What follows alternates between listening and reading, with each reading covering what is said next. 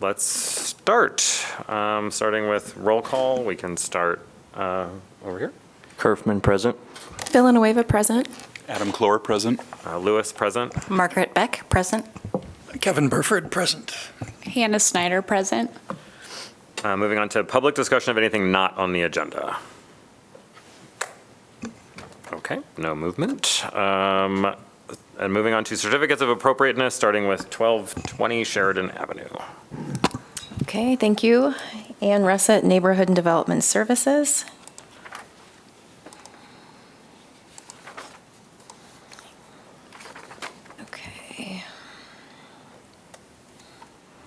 Okay, so this property is a contributing property in the Longfellow Historic District. Here's a map showing the location of the property with the red star. This is the home, the front facade of the home. It's a 1.5-story gambrel roof frame house. It's an example of Dutch colonial revival design from between 1910 and 1920. One of the defining features are the broad eaves and the cornice returns. Here's a photograph of the rear of the property. And this is a photograph of the side elevation where the proposed addition is located. I'm just going to go through the drawings that were submitted by the applicant. You can see here these dark colors are the existing buildings on the property, and then this area here is the proposed addition. Here's the existing. And again, here's the existing, just the different elevations of the home as it exists today. And here's the proposed addition. So it is a side addition. It is set in from the front facade. I guess I'll get into a few things right now that were incorporated into the design. All of the windows match the existing windows of the home. They would all be wood or metal-clad wood. The siding would match the existing siding, and the trim would match the existing siding or trim of the home. They did incorporate kind of a flat roof to not deter from the gambrel roof that exists there now. And there are windows on all three sides of the proposed addition.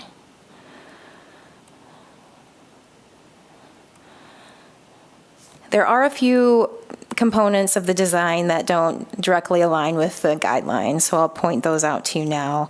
One of the recommendations in the guidelines is that all corners of the historic building are maintained. This will remove kind of the northeastern corner of that existing home. So you can see that here, as well as this cornice return. That would be removed with the proposed addition. The other thing you can see kind of maybe best in this illustration down here is that the foundation is slightly different than the existing foundation. This concrete block foundation is the existing foundation, and they're proposing a parge coated concrete foundation. And here's the front elevation again with the neighboring property. The applicant also submitted some examples of what that foundation would look like. So there's 3, this is 1.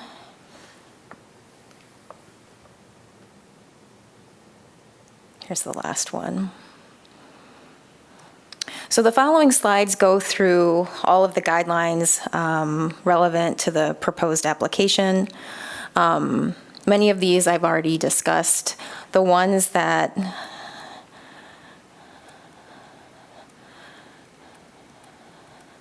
do align with the guidelines are the fact that the windows and the siding material and the trim will all match the existing home.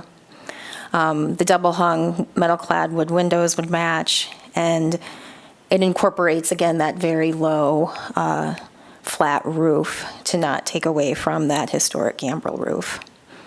These are the guidelines that don't directly align. So again, preserving historic trim, and in this case, it's that removal of the cornice return. that we're looking at.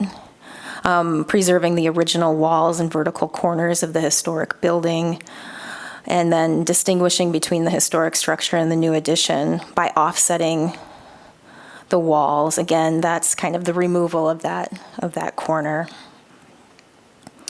And having the foundations be similar in color, texture, unit size, and joint profile. They're proposing a little something different in this case.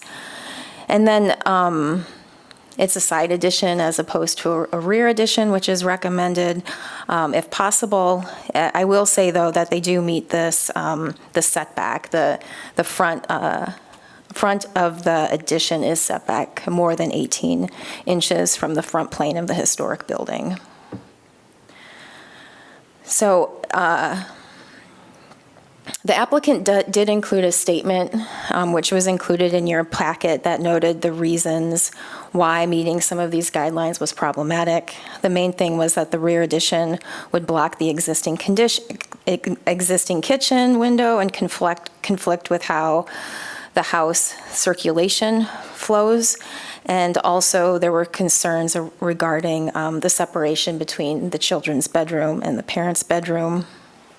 So the option for the HPC is if you want to approve it, you have to approve it through the use of several conditions.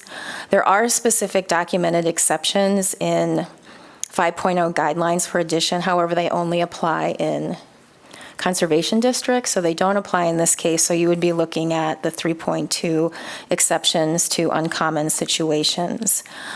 Staff is concerned with the amount of exceptions needed for approval and potential impacts on the architectural character.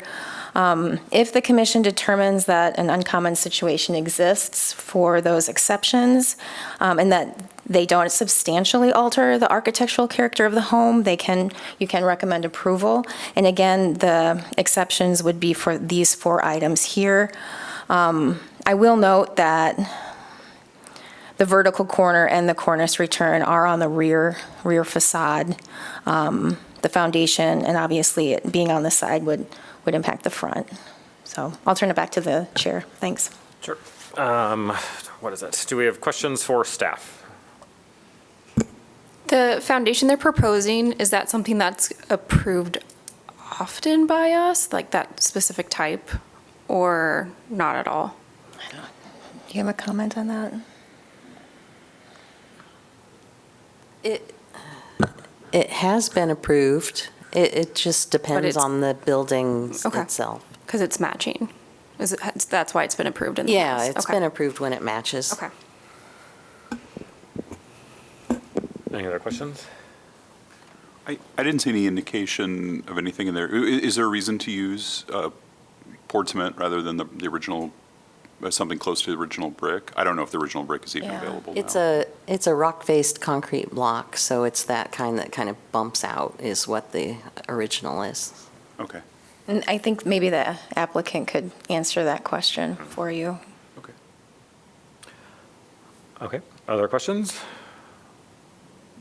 Okay, we can hear from the owner or contractor if we want, I think is the next step. And if you could sign in, that would be great. If you are speaking, I don't know if you want to. Do you need a pen?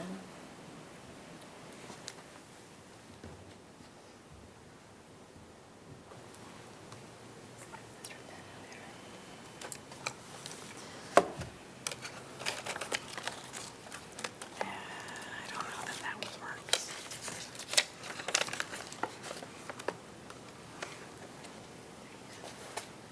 Good evening, everybody. I'm Charles Packard, the owner at 1220 Sheridan Avenue. And I just want to do a personal introduction. My family and I, my wife and I, we've been in Iowa City for over a decade and part of the Longfellow neighborhood now for 5 years. We moved into the house with 2 kids, and now we have a newborn.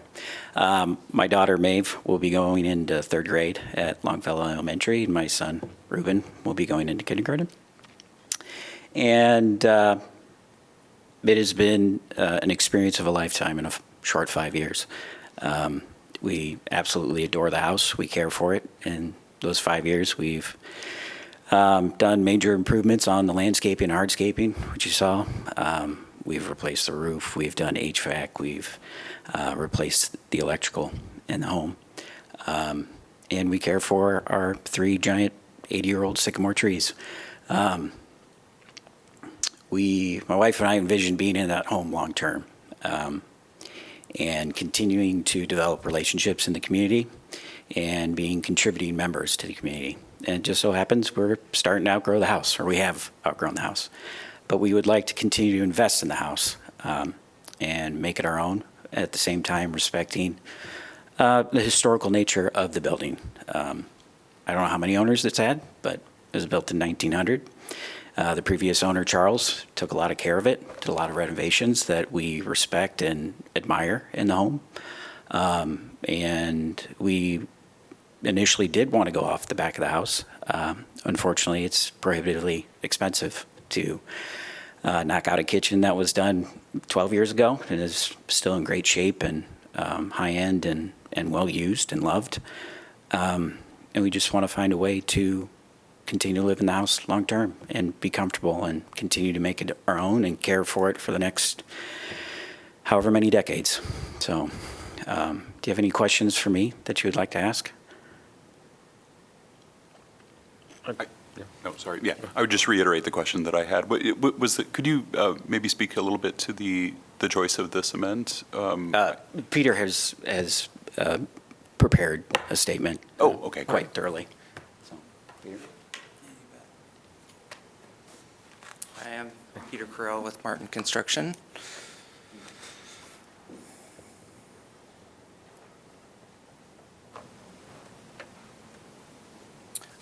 Your question about the foundation treatment, rather than try to match, I think we're trying to provide something that's a compatible finish. It's got a texture, but we're not trying to duplicate a historic foundation. So that's, I think, one of the guidelines indicates not trying to match, and that may be from the Secretary of the Interior's guidelines, but has to do with trying to match it exactly, which I think makes more sense with an existing structure that you're altering, but with an addition, we thought this was a compatible, textured, nice finish that would go along with it. Are there any other questions or that I can answer about the project? I guess I have one question, which is so most of, I don't know, the big ones, I guess, is what I'm going to call those. Who knows if that's actually the right word. Removal of rear vertical corner of the home and removal of a rear cornice, or cornice return, seem to be relatively big ones to me, right? They're destruction of historical stuff. They're not things that are deteriorated seemingly, or that would have been said. So is there a way to not remove those in this world, I guess, because Sure. just let's reduce some of those guideline violations? Yep, so I guess one thing I'm interested in is the difference between removing it or covering it up. So if we're leaving the corner in place and covering it up, does that constitute removal? Or if the addition was removed in the future, not that it ever would be. So that's, I guess, one issue is it being removed by covering it up? We made all attempts to have any, effects to the corner, the cornice towards the back of the house rather than the front street-facing side. Due to the size of the program, it just would not fit within that kind of front corner, back corner. Those are about 23 feet apart. We've only got about 20 feet to the side setback. So the addition itself will not fit kind of south of that northeast corner. So,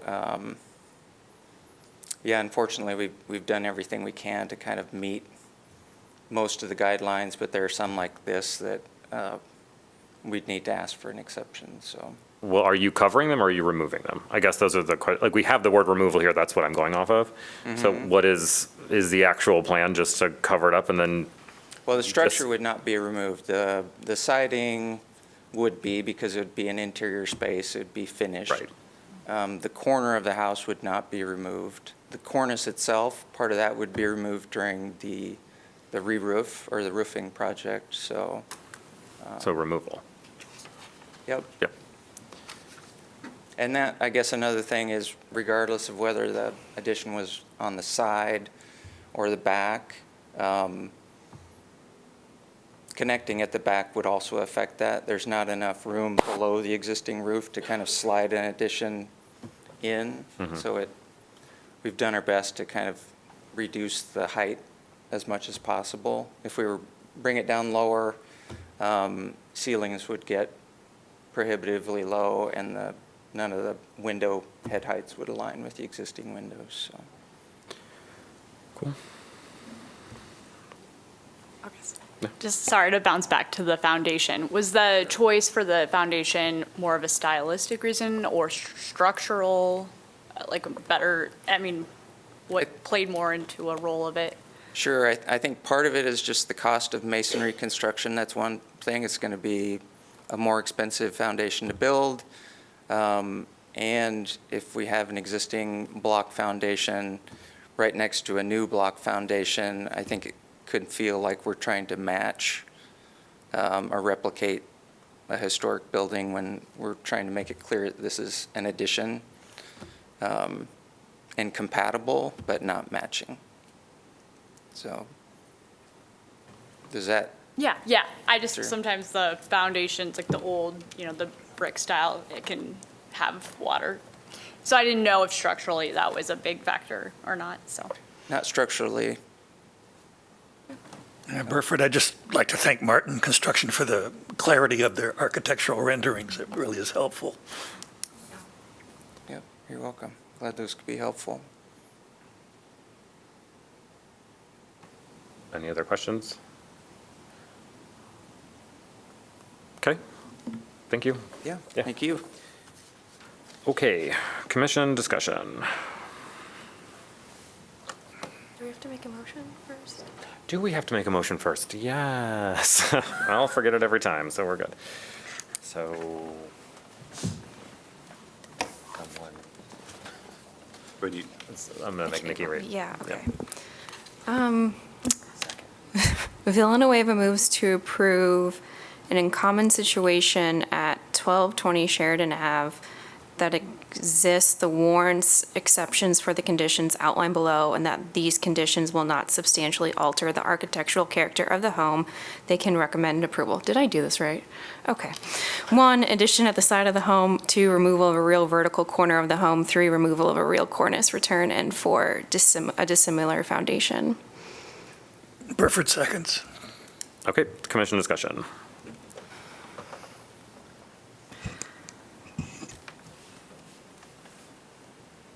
I'm a little bit on the, Burford, I'm a little bit on the fence about this one, but that being the case, I would probably tilt to the side of the owner. My concern, this is Beck, my main worry at the moment is precedent. I'm not sure how these requested exceptions differ significantly from other exceptions that we've declined. And I think, this is tough because, to be quite honest, I'm extremely sympathetic to all the owners that approach us. This case is absolutely no different. I'm thinking only about the guidelines as they exist and the need to apply them consistently. They were arguably established for good reasons, to preserve the historic character of the neighborhoods. So I guess I would appreciate other feedback from other members of the commission. Can we talk through what this, if we were to approve these exceptions, what kind of precedent does that set? Does it just, I feel as though it's tough to stand behind this and then look other homeowners in the face after we've declined their requested exceptions, but I'm open to other feedback. Villanueva speaking. So I agree basically with everything what you said, Margaret. I do want to just emphasize that I completely sympathize with what you guys want to do. I think every single one of us up here that owns or rents a house in a historic home can talk about the layout, the weird layouts we have, and if we could do this perfect project, it would solve layout issues to make it more, not necessarily modern, but function kind of more in how we function in families now. But I agree with Margaret of we can't make decisions based on what you want to do to the interior of the house, as much as sometimes I would love to. So following just what we have on the guidelines, I worry that if we say yes to all of these, then any addition, especially an addition that doesn't match the rest of the house, they all get approved. Snyder speaking. I have a question with that. Is that typical of a request to not have it match? Or make it clear it's an addition versus have it flow with the home? I don't know. I'm just. if At least anybody from my knows. time here, no. Okay, Most that's- additions try to match Yeah. the rest of the historic home, so. I think, is that something staff can speak to? Because in the guidelines, there's a clear indication that, as you were stating, you shouldn't replicate. It should be clear that it's an addition. But how far does that line go between dissimilarity and making it obvious that it's not part of the original? I can speak to that a little bit. The materials tend to want you to match. You want to use trim that matches, siding that matches. The foundation one says appears similar in texture, joint profile, and all of that. The guidelines for additions includes the fact that you want to distinguish between the historic building and the addition. And the very next thing it does is talk about the fact that you can do that by offsetting the walls, more like a form separating it, so it's not apparent that it's an original part of the structure. The degree to which everything matches or blends with the house kind of depends on the individual project and then what you guys would approve, but that's generally how the guidelines are written. I mean, I'm assuming that changes to the foundation wouldn't necessarily be a deal breaker. I mean, I don't know the expense involved, but it seems as though if the commission were to request changes to the foundation, those could be achieved in a way that changing the essential footprint of this addition is a much bigger ask. And I think we've heard some well-explained reasons for why it's not possible to change any of the other exceptions that would be necessary. Yeah, this is Louis speaking. I tend to agree with what Nikki and Margaret have said. Again, we've either requested changes to projects or denied projects for violating one of these, right? Let alone 4 of them at one time. That to me, again, then if I were anybody that we've said no to, I would come back and litigate whoa, right? Litigate's not the word I should use, but stand here and talk, right? That would be an issue. I'm not saying that that's a bad move. It's just more of these things we've been strict is the word I'll be, but I don't know if that's the word I would use either. But we've been pretty gung-ho about most of these. I think too, the whole, making the addition a separate structure, or however that was worded before, right? The removal of the cornice and the removal of the cornice, or the vertical corner and the cornice return, keeping those there are ways to indicate that this was an addition, right? So if we do that, then we are getting away from the spirit of how additions are done, at least in my opinion.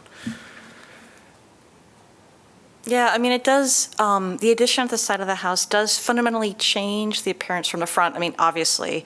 But, I feel that could be mitigated if some of the other exceptions became unnecessary. I mean, I personally would be receptive to ideas that avoided the removal of that corner and the rear cornice. Well, I also have a quick question. Number 1 is an addition to the side of the home. It's not that the guideline disallows that, right? It just prefers on the back of the home, but if it's 18, like, it doesn't, number one is not really violating a guideline, correct? Is it an issue of architectural character? Okay. I mean, this is my question, I guess, yeah, to follow up on Andy's question. Yeah, the recommendation is that they're at the rear, but if they're at the front, you have to have that separation. And the commission has approved side additions, at least one that I can think of in the past. But Villanueva speaking, if I remember correctly, that was at a corner lot, right? Where you don't really have There was a no back. option to do a rear Yeah, addition. yeah. Yeah, that's correct. And my understanding of this project is they don't want to do the rear addition because of the inside layout and That would be incredibly obstructing- yeah. disruptive to the Which, current. again, I yeah. understand and completely sympathize with. Well, I'd point out too, though, that the builder, you know, made the statement that a rear addition, were it to be done, would also be disruptive of the cornice and the corner. So yeah. it's not a perfect solution, or it's not an alternative solution that seems better, in my opinion. Yeah, if these are our major issues, yeah. Okay. What do you got? I think so, yeah. Yeah. I forgot. Yeah.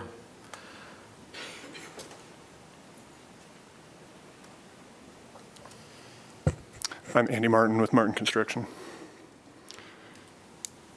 And thank you for bringing that up, Andy, about the side addition, because in my mind, preferred and having it be also an acceptable option means that this is not a violation. You know, it's written in there, if you're going to do it, here's how you do it, and we're doing it that way. So to me, this is not a violation. And certainly number 2 and number 3 are, in our minds, unavoidable. You know, we just can't find a solution around that. And then number 4 is, in our line of thinking, number 1, you know, concrete is preferable to concrete block, but that's, I guess, neither here nor there. There are plenty of concrete block foundations that work just well. But when we come back to number 2 and number 3, being that when we take off this vertical corner of the house and the cornice, that somehow this disrupts, I mean, admittedly, we're taking off trim that belongs on that house, and I'm not going to argue that. But what I am going to argue is that there's no way you can look at that house with the addition. If you don't mind putting up the picture of the addition, the one from kind of the back. There you go. So if you're looking at that shape, especially the bottom left-hand corner there, it's really clear that that's an addition. Nobody built a house like that in 1920 or probably ever, right? This is clearly an addition. So removing that corner and removing that cornice does not change the mass of the original structure in a significant way to my line of thinking, right? It's clear. You can see what that is. You look at the front of the house, it's clear that that's what the back of the house used to be, but somebody put an addition on. They're trying to make it work for them today. And so the question I have to ask you is the goal of historic preservation to make the homes completely match, to make them freeze in time? Or is it to allow people to live in these homes with an appropriate addition on there? I mean, this is also not vinyl siding. It's not, you know, cubist, right? You know, it looks like a structure that could have been built back then. It's not the structure that was put on that house back then, but somebody could have built that in 1910, 20, whenever the house was built, sorry. They could have built that, and they would have built that, right? So it's historically appropriate, but it's an addition, clearly. It's a change to the original home, for sure. But is your role on historic preservation to freeze the home in time? Or is it to make sure that anything that's done to it is appropriate? That's the question I'm asking you. And in terms of setting precedent, I think that's important. You know, what do you want to do? Thank you.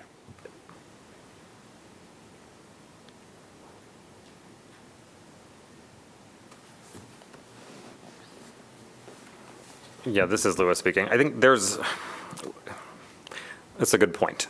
The thing being, though, is even with negotiating with these guidelines, I think there have been a number of projects that we have approved that do what you're saying. This one breaks the guidelines that we have really been kind of using for anything that was addition E, right? So to me, those are important.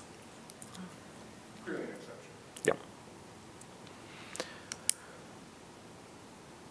Any other discussion? Yeah, I really I'm like how Villanueva was speaking, like in my head, how can I wrap around this to be like, yes, let's just approve all of these exceptions. And because I could be convinced of the side condition, an exception for a side addition. There's so many that it's violating. Yeah, again, like Louis speaking, sorry. If we go back to the proposal, right, the first violation to me isn't a violation so much as just not doing the recommended thing, right? But there is we recommend this, but if you're not going to do what you're going to do. So that one to me is not the biggest issue.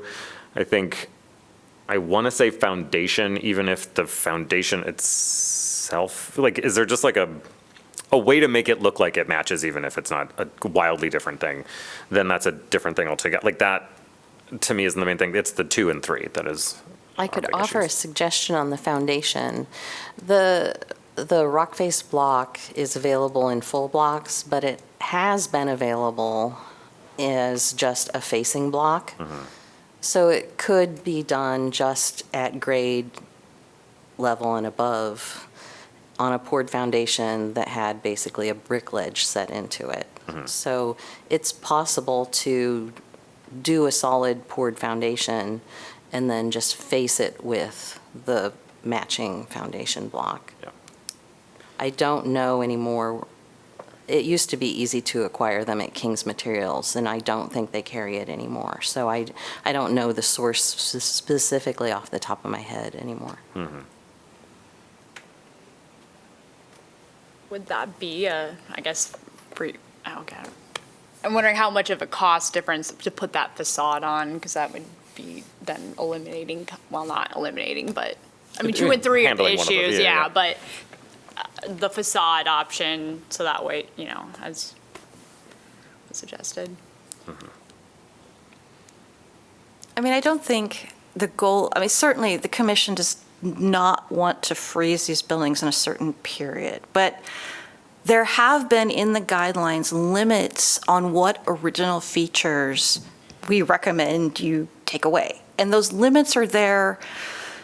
They were established by historic preservation professionals. They're designed to keep the original features that are still, that still exist in place. Yes, we have approved some exceptions, but there are just, at some point, I guess this is a much bigger question, where are the limits? They are somewhere. This is not about freezing the building in a period of time. I promise you. We haven't let people take out windows. And now, I apologize. It's just, it's the precedent, and it's consistency, and it's what exterior features are we committed to in terms of architectural integrity. And again, I promise you, I've been listening very seriously to the statements made, and I've been considering them, and I think there are definitely some workarounds. I am hesitant on 2 and 3. I am. We just have to draw the line somewhere, and if we're going to have historic districts, right? If we agree these should exist, and if we agree to have a set of guidelines, and we think those guidelines are important. And again, I feel like a member of a jury here.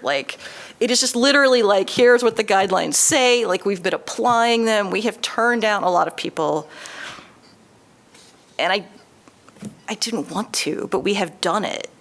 And people aren't replacing windows. And now we are faced with, I think, what are fairly significant features, I know they're on the rear. I know, but like at what point, I don't know, where's that line? And I guess I'm open to feedback. Remain open to feedback, but yeah, anyway, I apologize. That is my statement. No, Louis speaking. I think we have been more permissive on the rear of a building. That is true. Those things, at least to my recollection, have not been remove something because something else is happening, right? It might be we're repairing something or replacing something that is already deteriorated, or we are coming in and not removing any of these corners or anything that it has to deal with, like a cornice return or something like that. So to me, yeah, let's be more lenient towards the back of a building. However, that's not within the kind of spirit of what these are saying, right? Make sure that you can tell that this thing is quite independent, and I know that there's an argument that is already being made for, like, architecturally, it looks like it might be different, but this is how we guarantee that is what's happening. So to me, I agree. Anything else? Any other discussion? Do we feel, Austin?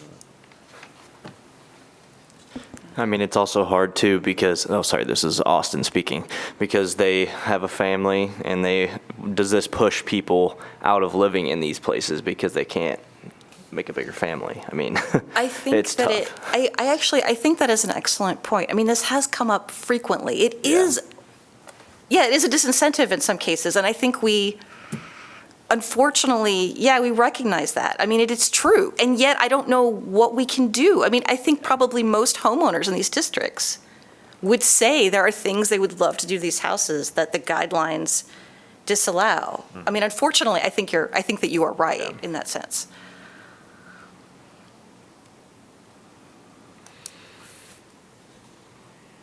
I guess, this being my first committee, I don't have the history and background that a lot of you guys have, but I hear a lot of this is, we don't want to disturb precedents.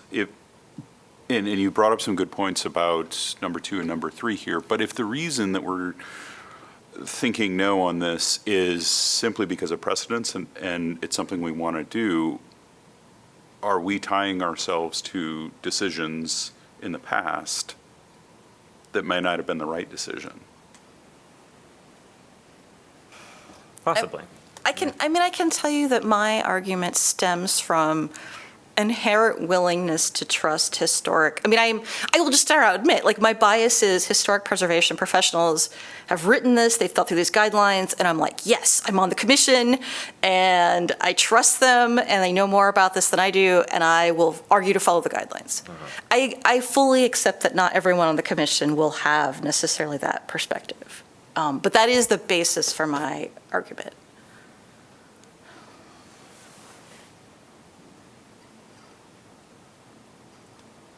And I don't think the precedent aspect of it is actually necessarily bad. I don't think the decisions that we've made in the past have been bad decisions. I think there are just situations where I know that there are egregious projects. I don't think this is an egregious version of that, but I think there are some where it's like, at what point does this then allow us not to say no to those things? And that would go against this. This is clearly, I think the amount of discussion that we've had here today indicates that this is some kind of border, right? Where we're pushing up against what some of us think the limit is and what some of us don't think the limit is. But I guess that's just what a vote is for. But May I interject? sure, yeah. I think we've. Just to kind of respond to some of your comments that, as I've sat here and listened, we are here. Like, I am trying to the best of our family's ability, work with a very reputable construction company, follow the guidelines to the best of our ability, and at the same time try to achieve the things that we want to achieve with the house. And I, from what I'm listening to your comments, Andrew, that it doesn't seem like it seems uncommon that we're up here discussing for at length about these exceptions, and that it is a unique situation, and I don't know I understand and empathize with the committee's desire to stick with precedent and respect the bylaws of the Historic Commission, but I would submit this as evidence that we find it to be uncommon, that we are taking the time to care and, go into detail about exactly what this project is and what we're hoping to complete with the exceptions and the approval of the committee, so. Yeah, thank you. Yeah, no, I think there's no one up here who's saying you're not in a spot that this, like, it's not like, oh no, how dare you? It's just here's what we have, right? Okay. All right. I'm gonna call a vote. Anyone, we're in good-ish? Okay. All in favor? You say aye. You can just- Microphone. Aye. And all opposed? Aye? Nay. Yeah. Okay, thank you. Moving on to 447 Summit Street. Okay.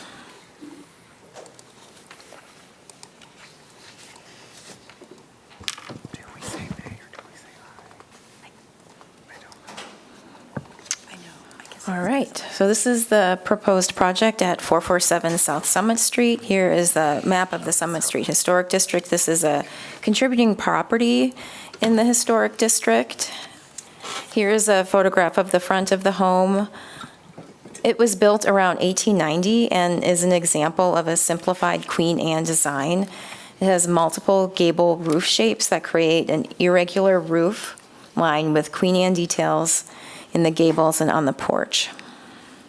Here is the rear of the property where the proposed detached garage would be located off the alley. And I have a few kind of sketches of the proposed garage. This garage will have a 12-12 roof pitch, which matches the home. It'll be fiber cement board siding with a 4-inch reveal and painted to match the house. Here is the eastern side of the garage with the walk door.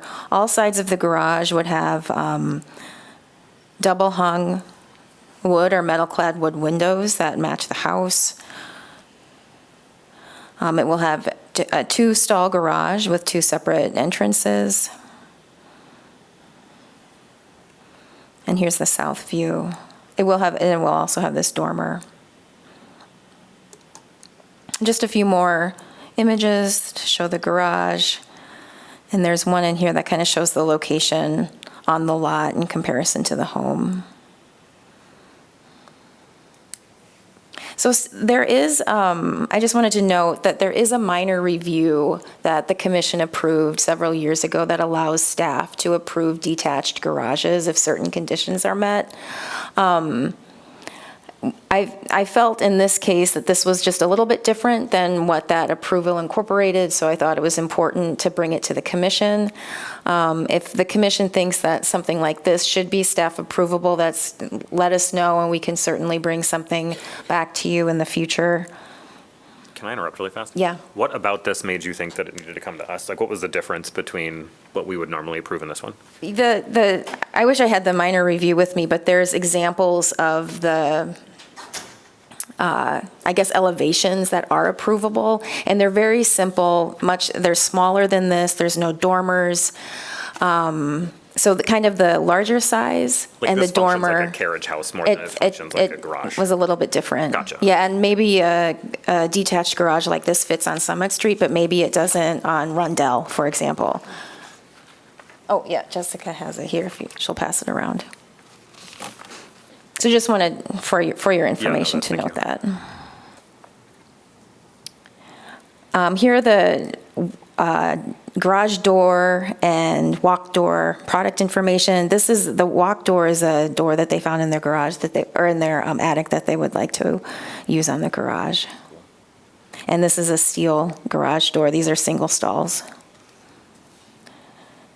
Oh, this is what they're going to approve. So in terms of new outbuildings, staff found that it met all of the guidelines. The proposed detached garage is located at the rear of the property. It's subordinate to the main home. The roof pitch matches the pitch of the home. The smooth cement board siding is proposed for the siding and the trim, and that will be painted to match the house. The architectural asphalt shingles will match the home as well. Again, there's the garage incorporates windows on all sides, and there's the single-stall garage doors. And the proposed walk door is a historic wood door from another part of the home. So staff is recommending approval of a certificate of appropriateness for the project at 447 South Summit Street as presented in the staff report. Okay, questions for staff? I have one question for staff, just knowing that we've had things on Summit Street before. Does this, we have like the you can't build back too far on Summit Street? That's for additions, so additions, it but doesn't not for apply to this one. It doesn't apply to the garage. Okay. And just out of curiosity, because I know when we've done garages in the past, how does this work with like zoning? Like this won't have any issues at all? So they'll have to get a building permit Okay. and meet setback requirements. They have, the other thing we would typically look at is, let me just pull, we would look at open space. It looks like they have plenty of open space in this area. Those are the two things that we would check. We would check the height of the garage as well. So those will be checked. I don't see any issues with any of those items. Okay. Any other questions for staff? Okay. Do owner, contractor, anybody else want to talk? You do not have to, or just if you want to. But make sure you sign in. Yep.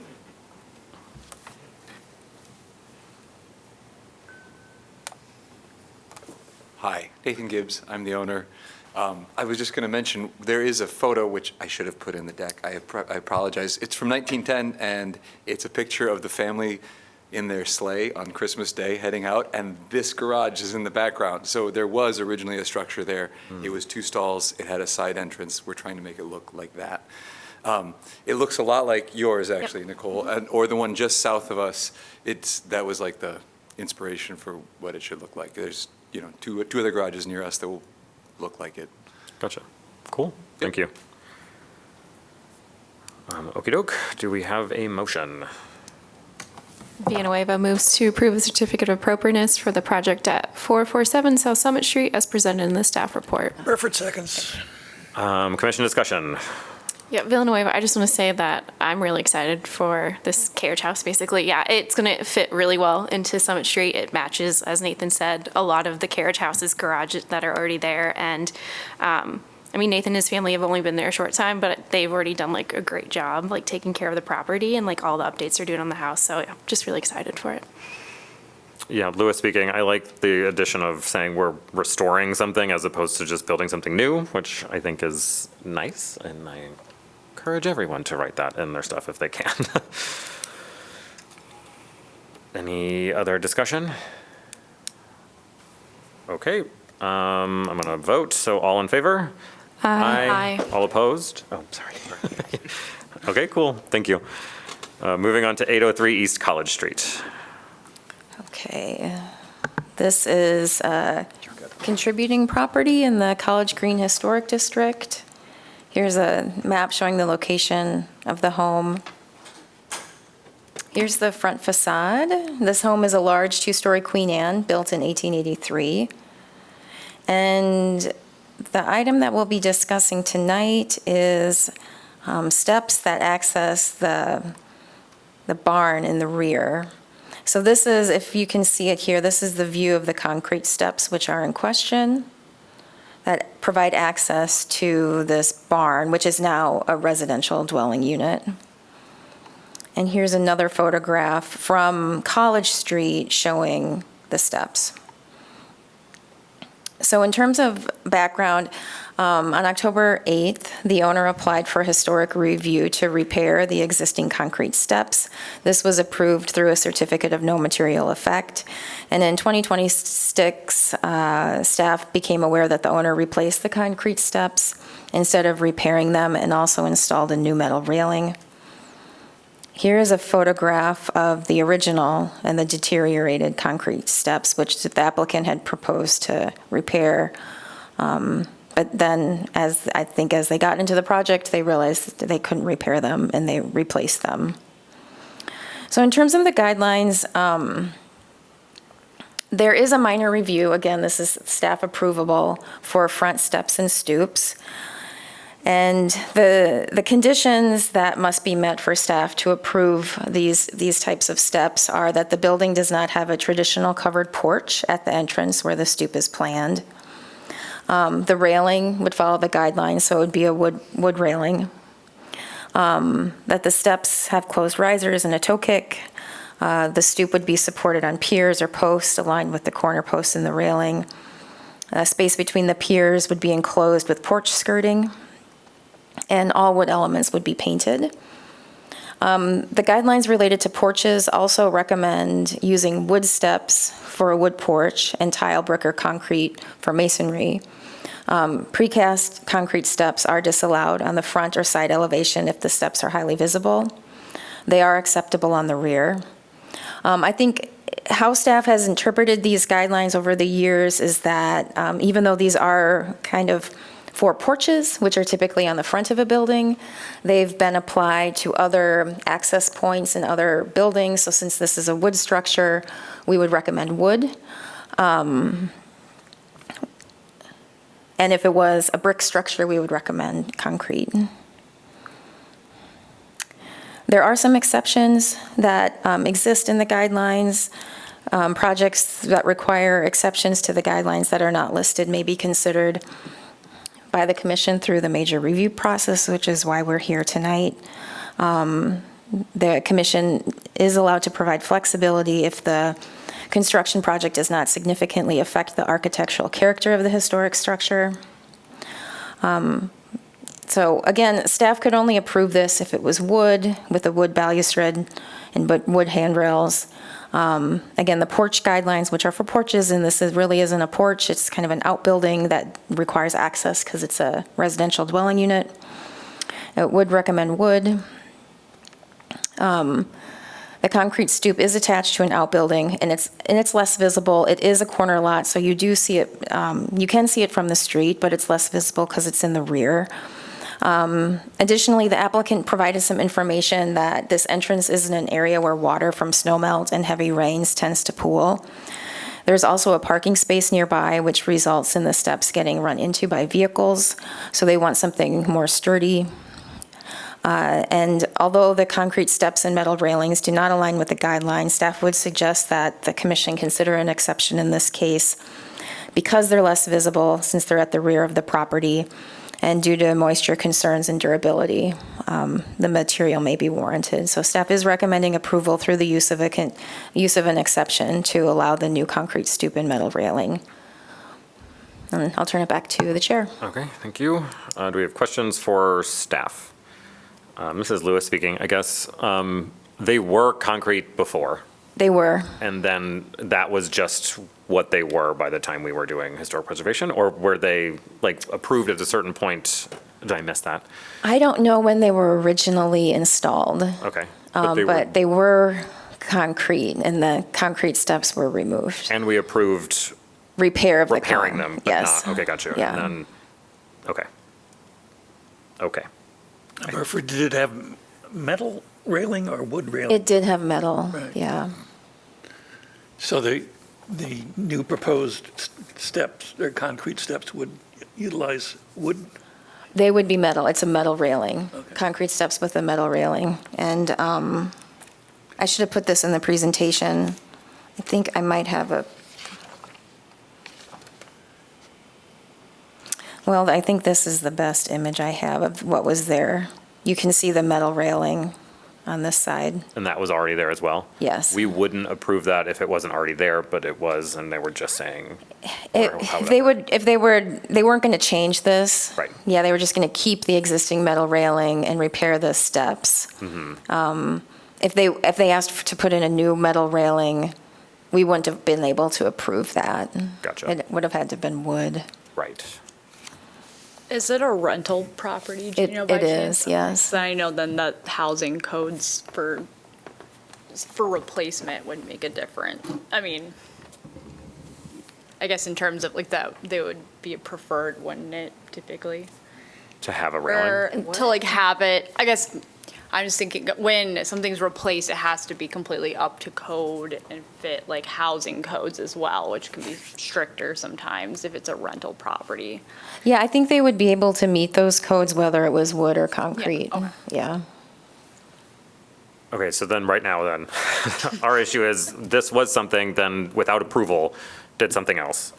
Yes. We would not have approved that thing, but for me, at least, this is a discussion thing, so never mind. Okay. I think part of the issue is that they're precast also. We have approved concrete steps, Okay, poured Yeah. concrete, but not a product that is, the precast product is a different thing. It looks different. right. Okay. Yep. I guess my question is, why is there a recommendation for approval if it's violating the guidelines? Is it because it's already just done? The precast is allowed at the rear if it's less visible. Okay, And you have the ability to use the exception, but that's up to the commission. Okay. Any other questions? I didn't miss it. We don't have a picture of the replacement. I took a picture from the street. Oh, the one that was far away. Yeah. Oh, This is I it didn't see here. that one. Okay, thank you. And then here. Thank you. Yeah. Yeah, I don't have any zoomed in. Sorry about that. Okay. The applicant has a picture if the commission would like to see that. Yeah, no, that's fine. Yeah, if you have it now, that's great. If you don't, that's also fine. We can, I have another question, sorry. I'm just trying to, it's already been a long meeting, and I'm sorry I'm keeping everyone longer. Okay, so say they'd come, they said, we want to do the repair of the steps. You guys gave them approval, but they came back and they're like, actually, no, we want to do what we've done. Would have staff been like, no, you can't, or yes, but you just need to go to us? We would have recommended they build a wooden stoop Okay. with wooden railings. Okay. okay, any other questions for staff? Okay, if you'd like to speak, you can. You don't have to, but now is the time. You're okay. Yeah. I'm Jamie Evans. Can you pull the mic? Yeah, you can pull the microphone down if a you don't little want bit, to. thanks. There you go.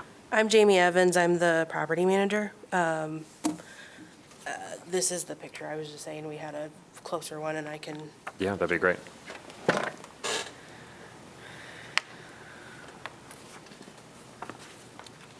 And then the only other thing that I think the owner is just, the biggest concern was making sure that whatever was installed was going to stay. Obviously, the older concrete steps, we don't know the age of them. We assume they were fairly old, just due to the deterioration and stuff like that. But where there's trees and stuff along that back, the leaves pile up, the drainage, it all just, slipping was a concern if it was wood, that kind of thing. I think that was his decision-making of when the contractor said, we can't repair these are way too far gone. This is what we can do. And he said, oh, okay, do that. I think that was kind of how the cookie crumbled. Gotcha. Thank you. Okay, commission discussion. We need a motion to approve. Sorry, that's right. We need to do a motion and I will never remember. But someone will, and that's okay. We're always here. All right, Beck moves to approve a certificate of appropriateness for the project at 803 East College Street through the use of an exception to allow a new concrete stoop with metal railing on the outbuilding. Villanueva seconds. Okay, commission discussion. Any exception we have to specify here, don't we? Or is this, I think we can just say we can use just no say there's a. exception, Okay. I think.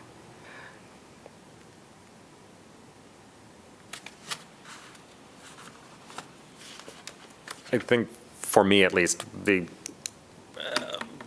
again, I wish this would have happened in a different way, but, and we've had this in the past where we've not approved of those things, but here, I think the argument for like water pooling to me is a bigger one, right? Why replace something with something that's just going to deteriorate pretty quickly? Especially if we can kind of say this is towards the rear of the building, it will probably be covered up by a lot of like a car parked or whatever. I think that to me works as an exception, I think, to allow just seemingly a similar material, and correct me if I'm wrong, but a similar material, just a different way it was cast. Does that make sense or no? Right, we would approve concrete, and we have. It would just this type of concrete we didn't approve. I think maybe I'm not understanding the difference. Yeah, and I think the other thing is, since it's a wood structure, we typically recommend wood. We would have just said wood anyway. Yeah.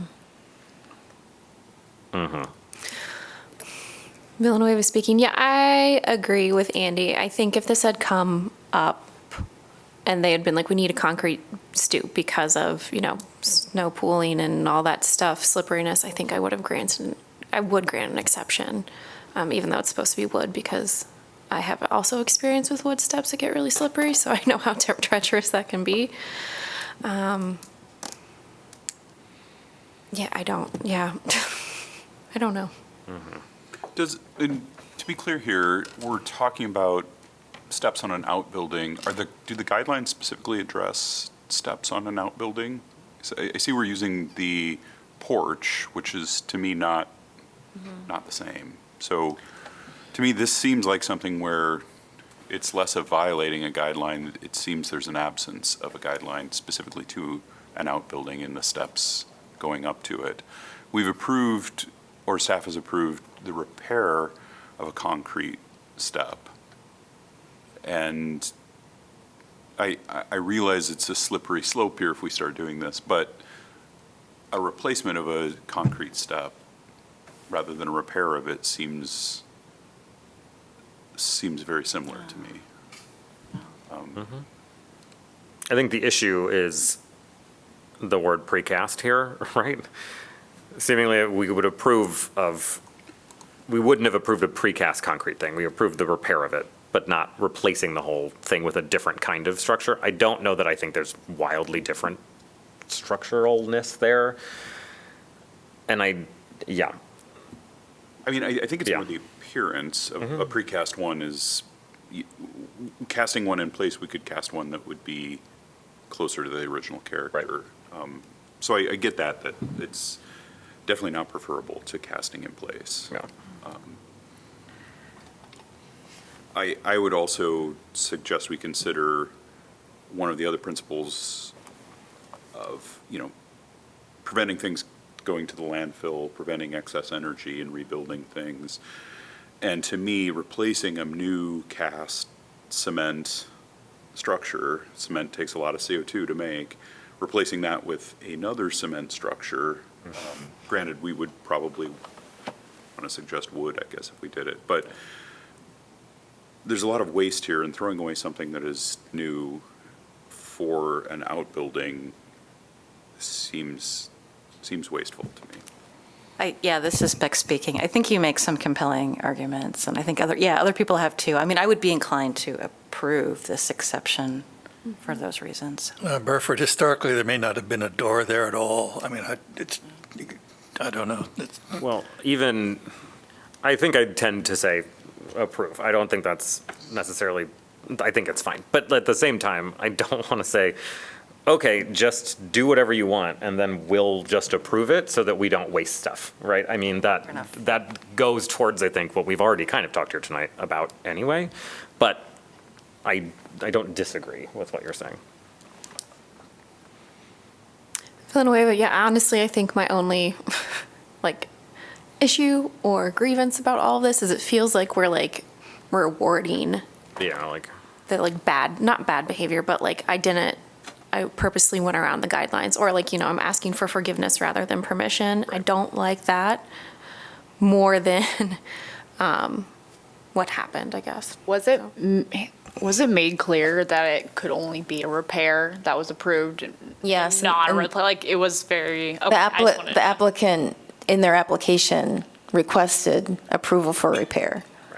And we granted it. Was it a matter, though, of like thinking they could repair it and it turned out to be such in disrepair that they had to replace? Yeah, or- I think that was the I'm trying to- case, but the approval was only for the repair, yeah. Kerfman here. The only thing I'm worried about is the ones you saw on the original picture, the original ones, those are precast as well. So you see what happens to them. So it's like, if we approve this, this is going to happen again. So I'm on the fence about it too. Like you said, it's in the back of the structure and that, but it's just going to happen again. So Yeah, but over how much time, I guess, is the yeah, question. I don't know how long those ones were there before, obviously. I don't think anyone does, but. Okay. Any other comments, concerns, or crises? Okay, let's vote on it. All in favor? Aye. Aye. Aye. Aye. All opposed? Okay, thank you so much. Moving on to 721 Brown Street. Okay, 721 Brown. This is a contributing property in the Brown Street Historic District, located where you see the red star. Here's the front of the home. This was built around 1910. It is a 1.5-story home with steep front and rear gables. It has a full-width front porch with chevron designs incorporated into the porch columns. And you can see those chevron details in some of these other photographs a little bit better. So the proposal here is to add a new dormer to the house. Man, I can't read this. Sorry. Okay. This is kind of a bird's eye view of the existing home, and you can see that existing dormer here on the west side.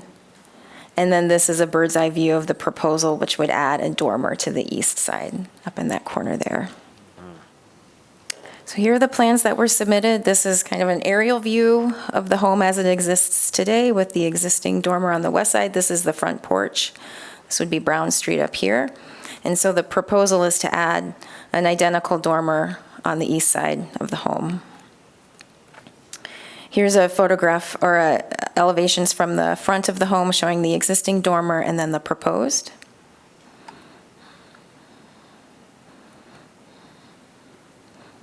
And here's an elevation on the east side showing what it looks like today and then with the proposed dormer.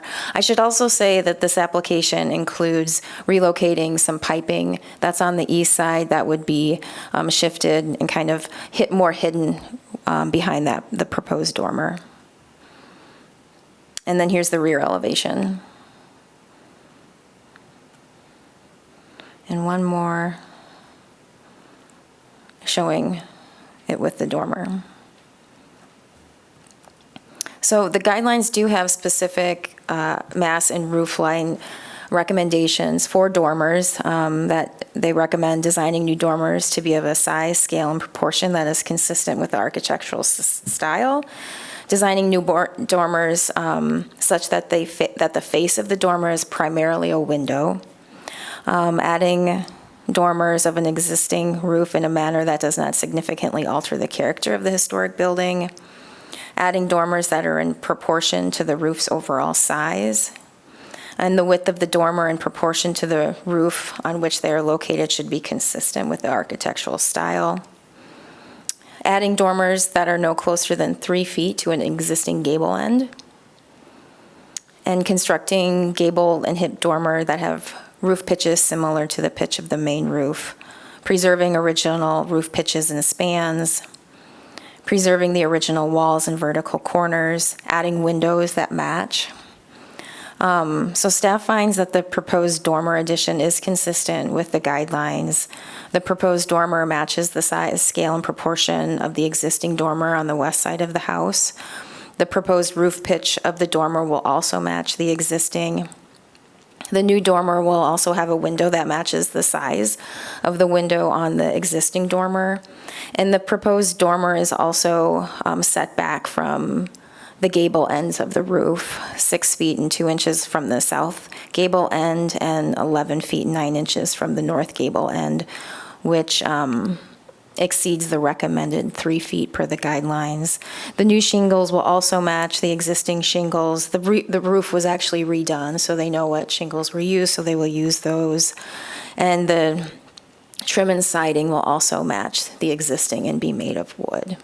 So staff recommends approval of a certificate of appropriateness for the project at 712 Brown Street as presented in the staff report. Do we have any questions for staff? I do not. Okay. Do we have the owner here and want to talk? You don't have to, but you can if you want. Hello, my name is James LaRue. My wife, Jory, and I are here to request the permission to begin this dormer project at our property to add an additional bedroom for a growing family. I think Ann has done a wonderful job of explaining it, so unless there are specific questions, which I'm happy to answer in as much detail as you'd like, happy to let everyone get home. I don't have any questions. Okay, thank you so much. Thank you. Moving on to having someone do a motion.